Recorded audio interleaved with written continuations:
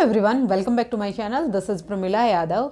हम Jean Piaget की cognitive development theory पढ़ रहे हैं, जिसमें sensory motor stage, pre operational stage और कॉन्क्रीट ऑपरेशनल स्टेज हम लास्ट क्लासेस में कर चुके हैं। आज का हमारा टॉपिक रहेगा फॉर्मल ऑपरेशनल स्टेज, यानी औपचारिक संक्रियात्मक अवस्था।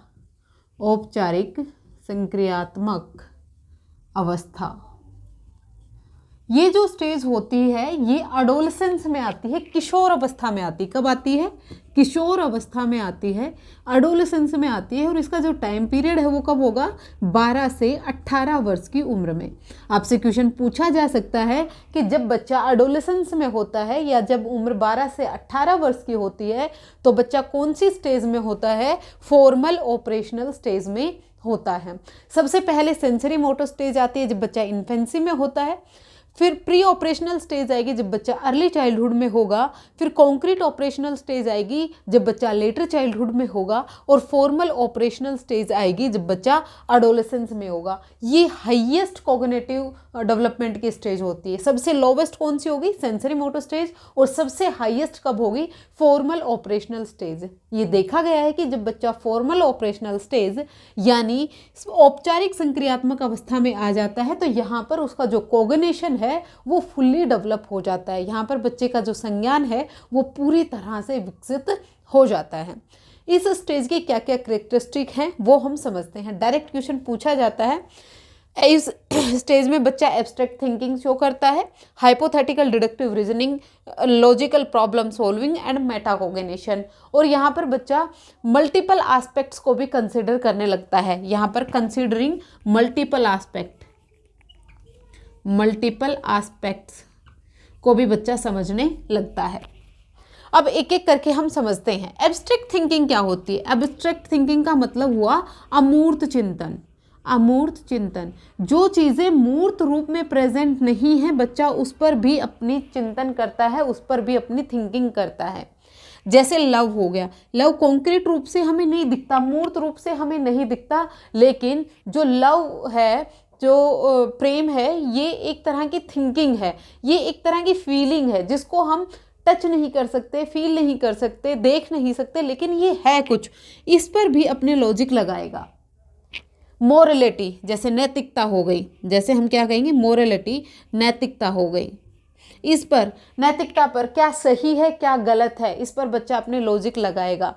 जो इमोशंस हैं उस पर बच्चा अपने लॉजिक लगाएगा। यानी यहाँ पर एब्स्ट्रैक्ट थिंकिंग का मतलब क्या हुआ? ऐसी चीज़ें जो मूर्त रूप से प्रेजेंट नहीं हैं, जो वास्तव में कहीं प्रेजेंट नहीं हैं, लेकिन उन पर कहीं ना कहीं वो एक इमोशन के रूप में, एक फीलिंग के रूप में कहीं ना कहीं एग्जिस्ट करती है। बच्चा उस पर भी अपने लॉजिक लगाता है। यही एब्स्ट्रैक्ट थिंकिंग होती है, यही अमूर्त चिंतन होता है। जैसे आप मैथ की बात करें, बच्चे के सामने कोई भी कॉन्क्रीट ऑब्जेक्ट मत रखें और आप बच्चे को कहें कि एक ट्रायंगल है, ट्रायंगल की शेप कैसी होती है, तो बच्चा अपने दिमाग में, बिना ट्रायंगल उसके सामने प्रेजेंट नहीं है, फिर भी वो दिमाग पर अपने में एक पिक्चर बना लेता है कि ट्रायंगल कुछ इस तरह की होती है, इसमें 3 एंगल होते हैं, इन सब का जो सम होता है वो कितना होता है? x + y + z 180 डिग्री होता है। ये सब कैलकुलेशन बच्चा अपने दिमाग में करने लगता है। इससे पहले वाली स्टेज थी, वहाँ पर बच्चा लॉजिक लगा रहा था लेकिन कॉन्क्रीट ऑब्जेक्ट पर रहा था। जो चीज़ें उसके सामने प्रेजेंट है, जिसको वो टच कर सकता है, जिसको वो उसके साथ एक्टिविटी कर सकता है, उसी पर अपना लॉजिक लगा रहा था। लेकिन यहाँ पर बच्चे को सामने प्रेजेंट की ज़रूरत नहीं है। जो चीज़ें सामने प्रेजेंट नहीं है, कॉन्क्रीट रूप से भी एग्जिस्ट नहीं करती हैं, उस पर भी बच्चा लॉजिक लगा सकता है। जैसे लव हो गया, मोरलिटी होगी, फ्रीडम हो गया, कोई भी फीलिंग होगी, ये सब एब्स्ट्रैक्ट थिंकिंग का पार्ट होती है। उसके बाद बात करें हाइपोथेटिकल डिडक्टिव रीजनिंग। बच्चा हाइपोथेसिस बनाने लगता है, यानी बच्चा परिकल्पनाएं करने लगता है। बच्चा क्या करते लगता है? परिकल्पनाएं करेगा। अभी मैं बताती हूँ परिकल्पनाएं क्या हो गया। और डिडक्टिव रीजनिंग का मतलब क्या हो गया? डिडक्टिव रीजनिंग का मतलब होता है रूल टू एग्जाम्पल जाना। रूल टू एग्जाम्पल, इसको आप कहें रूल टू एग्जाम्पल कहें, या फिर आप इसे कहें general to specific. General to specific, जो रूल होते हैं वो हमेशा जनरल होते हैं और जो एग्जाम्पल होते हैं वो हमेशा स्पेसिफिक होते हैं। डिडक्टिव रीजनिंग का मतलब क्या हुआ, पहले आप बच्चे के सामने कोई भी एक रूल है, उस रूल से बच्चा स्पेसिफिक एग्जाम्पल की तरफ जा रहा है। बच्चे को कोई भी रूल पहले से पता है। जैसे हम बात करें कि बच्चे को SI निकालना है, सिंपल इंटरेस्ट निकालना है, सिंपल इंटरेस्ट का फॉर्मूला बच्चे को पता है P/R/T/100। इससे हमें क्या हम सिंपल इंटरेस्ट निकाल सकते हैं, साधारण ब्याज निकाल सकते हैं। अब बच्चे के सामने कोई भी प्रॉब्लम आएगी कि मूलधन इतना था, यानी प्रिंसिपल इतना था, रेट इतना था, टाइम इतना था, तो इस पर सिंपल इंटरेस्ट क्या होगा, तो यहाँ पर बच्चा सिंपल इंटरेस्ट निकाल पाएगा। तो ये क्या हुआ, डिडक्टिव रीजनिंग हुई। पहले आप बच्चे को रूल बताएं, रूल से बच्चा कहाँ जा रहा है, एग्जाम्पल की तरफ जा रहा है, जनरल से कहाँ जा रहा है, स्पेसिफिक की तरफ जा रहा है, डिडक्टिव रीजनिंग करेगा। यहाँ पर बच्चा हाइपोथेसिस यानी परिकल्पनाएं बताएगा। जैसे हम एक एग्जाम्पल लेते हैं कि बच्चे ने देखा कि 2 प्लांट हैं, 2 प्लांट पास पास लगे हुए हैं, एक प्लांट है जिसकी ग्रोथ बहुत अच्छी है, एक प्लांट है जिसकी ग्रोथ अच्छी नहीं है। तो अब वो अजम्पशन करेगा इसके पीछे कि इस प्लांट की ग्रोथ ज़्यादा होने के पीछे कारण क्या है और इस प्लांट की ग्रोथ कम होने के पीछे क्या है। मान लीजिए उसने एक अजम्पशन लगाया कि हो सकता है इस वाले जो प्लांट है इसमें फर्टिलाइजर और मैन्योर डाले होंगे, यानी उर्वरक खाद डाले होंगे, दूसरे में नहीं डाले होंगे। तो वो क्या करेगा, अब एक्सपेरिमेंट करेगा, वो प्रयोग करके देखेगा, 2 पौधों पर वो प्रयोग करके देखेगा, एक में वो उर्वरक डालेगा, एक में वो नहीं डालेगा, फिर उनकी ग्रोथ को वो ऑब्जर्व करेगा।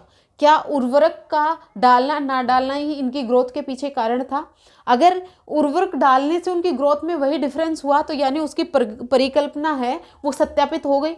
लेकिन अगर ऐसा नहीं हुआ, उसने एक में फर्टिलाइजर डाला, दूसरे में नहीं डाला, लेकिन ग्रोथ पर कोई फर्क नहीं दिखा, तो वो दूसरा कारण ढूंढेगा कि इसके पीछे दूसरा कारण क्या हो सकता है। हो सकता है एक को धूप लग रही हो सकता है दूसरे को धूप नहीं लग रही हो।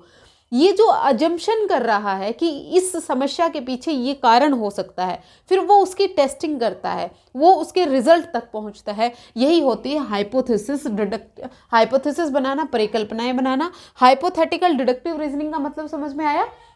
बच्चा हाइपोथेसिस बनाएगा, एक जनरल रूल लेगा, जनरल रूल से वो एक कहाँ जाएगा, स्पेसिफिक एग्जाम्पल की तरफ जाएगा। ये होती है हाइपोथेटिकल डिडक्टिव रीजनिंग।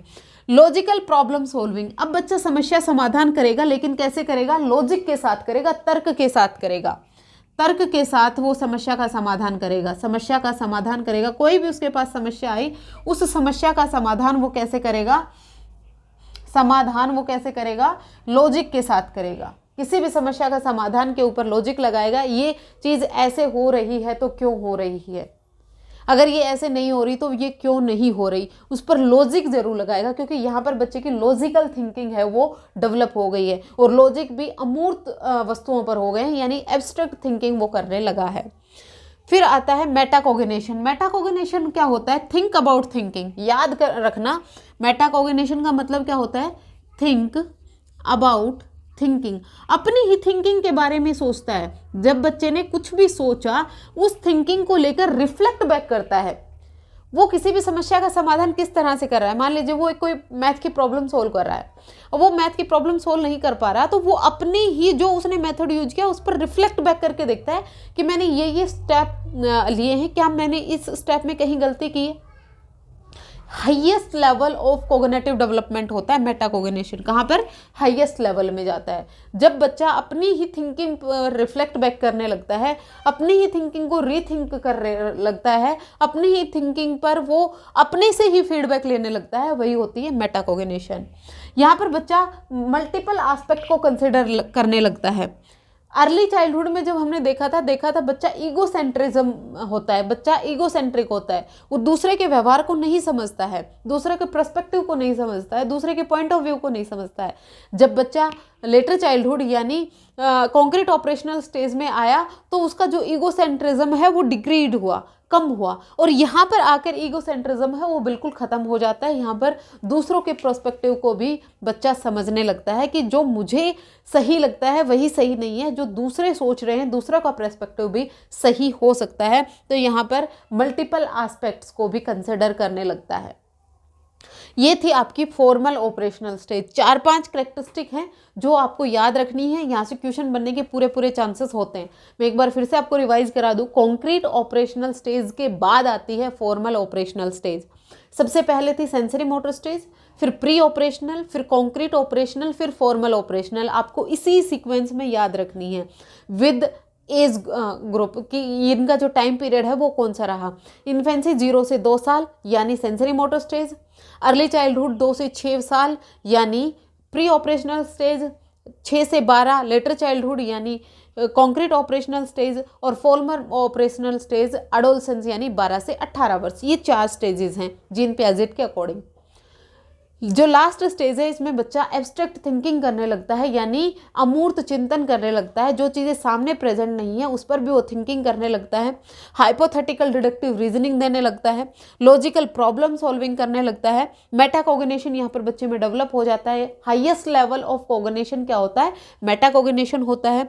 यहाँ पर बच्चा मल्टीपल एस्पेक्ट को कंसिडर करने लगता है कि सिर्फ मेरा ही एस्पेक्ट सही नहीं है और किसी का भी एस्पेक्ट जो पॉइंट ऑफ व्यू है वो सही हो सकता है। यहाँ पर बच्चा हाइपोथेसिस बनाएगा, परिकल्पनाएं बनाता है। होपफुली आपको चारों स्टेजेस क्लियर हुई होंगी। अगर आपको कहीं भी कोई भी डाउट हो आप कमेंट सेक्शन में पूछ सकते हैं। आज के लिए इतना ही, मिलते हैं फिर से। Thank you very much.